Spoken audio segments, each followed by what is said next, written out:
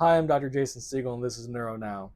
So Thursday night, I walked away from my phone for about 5 minutes, and when I got back, I had like 10 missed texts and phone calls from friends asking me about Tua. So for those of you who don't know, Tua Tagovailoa is the quarterback for the Miami Dolphins. Thursday night, he was playing against the Cincinnati Bengals. He was sacked, fell back, hit his head against the ground, and had what appeared to be a concussion.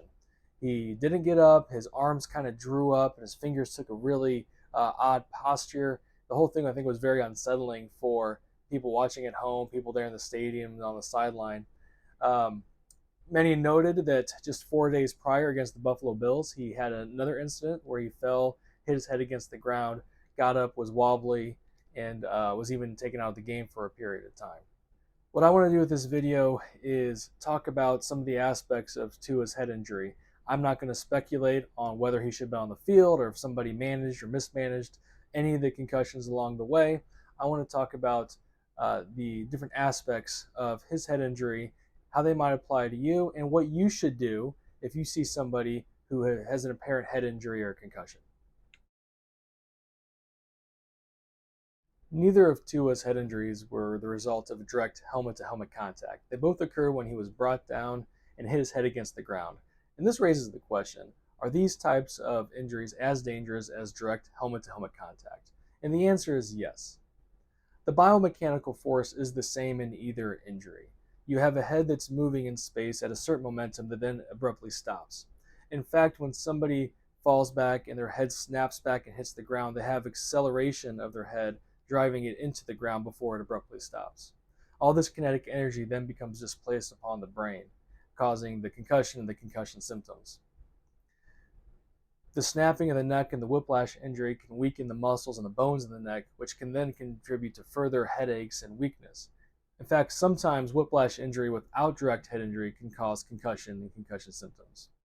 What's the importance of having two concussions so close together? Many people had noticed that the head injury he had in the second game against the Bengals did not seem to be as severe as the head impact he had against the Bills 4 days prior.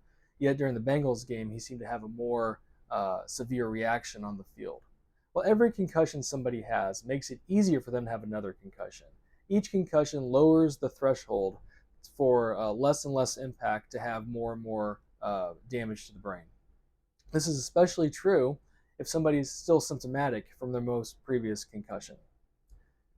This really highlights the importance of players being symptom-free before they get back on the field and going through an appropriate graduated return-to-play protocol. There's also a condition called second impact syndrome, in which a person gets two concussions within about 10 days of each other. And after the second concussion, they get critical brain swelling, brain compression, and in half cases, death. Again, second impact syndrome is very rare. Tua did not experience that, as best that we know from the press releases, but I think it bears saying.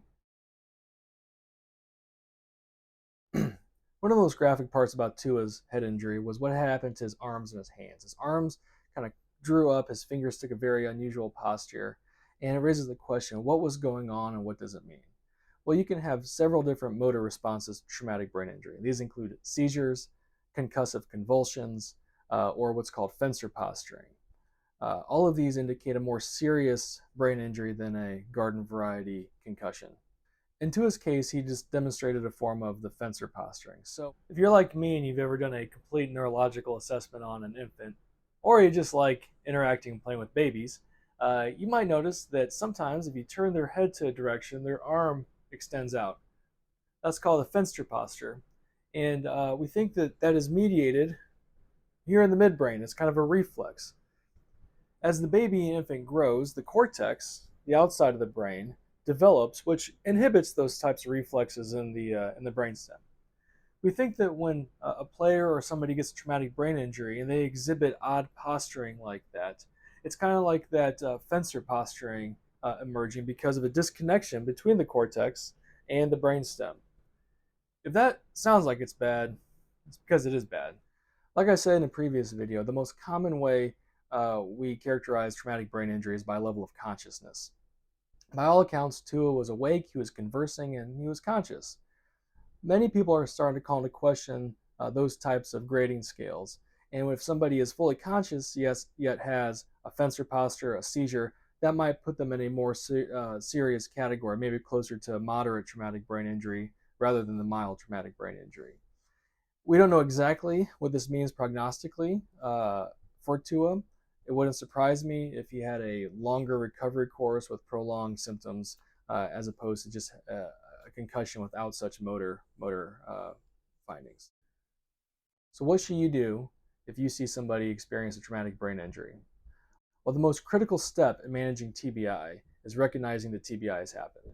If you see somebody like a player have a direct head to head impact or hit their head on the ground, here are the signs of concussion that you should be familiar with and that you should try to recognize in that person. Signs of concussion include amnesia, meaning the patient cannot remember before or after the event. The person appears dazed or stunned. They are confused or disoriented. They move clumsily. They are slow to answer questions. They have mood, behavior, or personality changes, or they lose consciousness for any period of time. If this is a sports related injury, these people need to be removed from field of play immediately for further neurological testing. There are a set of red flags or danger signs you should be aware of as well. And these include excess drowsiness, the inability to wake up, asymmetry of the pupils, meaning one is larger than the other, a worsening headache, slurred speech, weakness, numbness, or repeated vomiting and nausea, convulsions or seizures, and increasing confusion, restlessness, and agitation. Nasal or ear discharge or bleeding or bruising around the eyes, behind the ears, could signify skull fractures. If you see any of these red flags or danger signs, you need to call 911 immediately. These patients need immediate neurological and medical attention.